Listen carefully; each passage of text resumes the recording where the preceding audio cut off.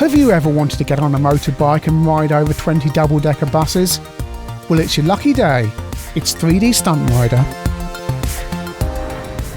Amsoft were absolute stalwarts of the Amstrad CPC scene in its early years, owned by Amstrad and run from their HQ. The aim was to get as many games onto the Amstrad CPC as possible and to support the system. There's a possibly apocryphal story behind 3D Stunt Rider. Apparently, Alan Sugar asked his children what kind of games the Amstrad CPC should have so that Amsoft could commission games that kids would want. Sensible move.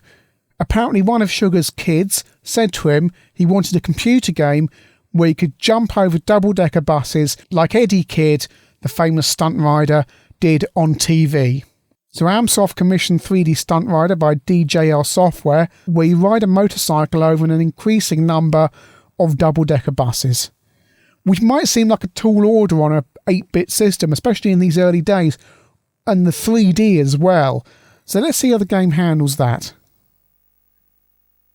This was the first game programmed for the CPC by DJR Software, and they later went on to produce similar 3D games for other software companies that included Electroglide and the first Nigel Mansell game.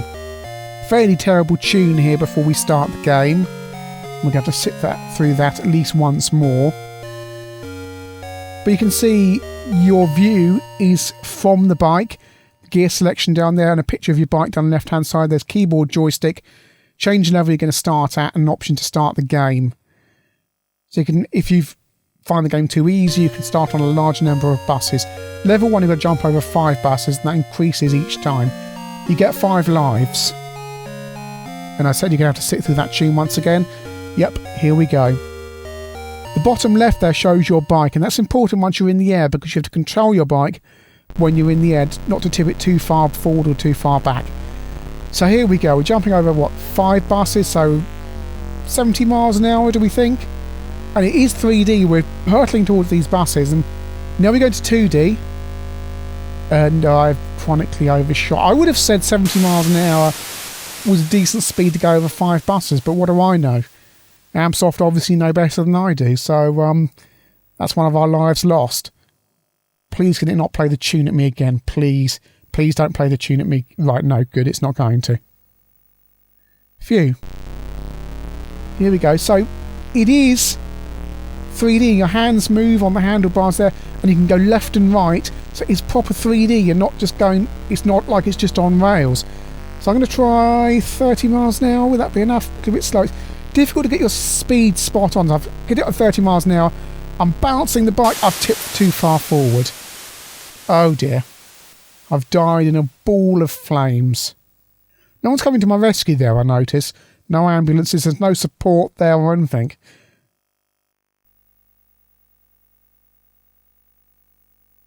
And every time you start, the airplane flies past, saying prepare to jump. Right. Okay, so perhaps a little bit slow. I'm going quite slow, I've gone to a stop. 30 miles an hour seems awfully slow to jump over 5 buses. I think I'm going to possibly die. Right, now I'm tipping the bike back and forth. Am I going to land? Yay, I've landed. Woo! I feel like I've achieved something today. Oh, now I've got to do 10. 10 buses. Right, okay. What, 35 miles an hour possibly? Let's dead on. Let's get dead on. Oh, 15. I'm going too fast. It's difficult to control the speed. You're using the... Oh, I'm going to get it right. 60. 60 is going to be too fast, isn't it? 60 is going to be too fast. I've overshot. I'm going to die. Oh, no, I'm down. I'm down. Ah, good. 15 buses. Oh, dear. There's one thing about 3D Stunt Rider. The game, as you've seen it so far, that is it. It just keeps on increasing the buses.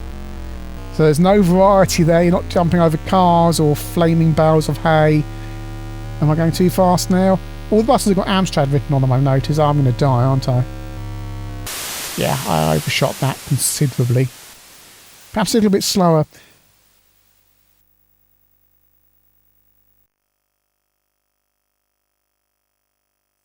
Really, there's only two aspects to the game. Getting the speed right and then just bouncing your bike as you go over the buses. That's it. When you start to play it and you get that, you jump the buses for the first time, there really is a sense of elation. And then quickly you realise that's all there is to the game.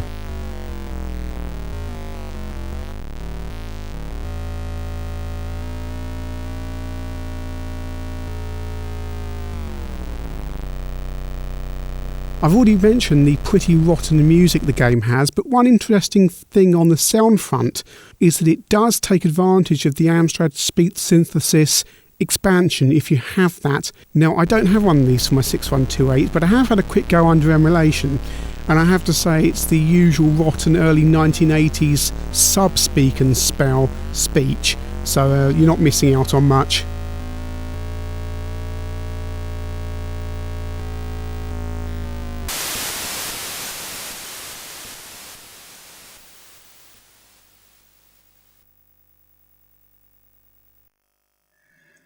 One more go. Try and get it right.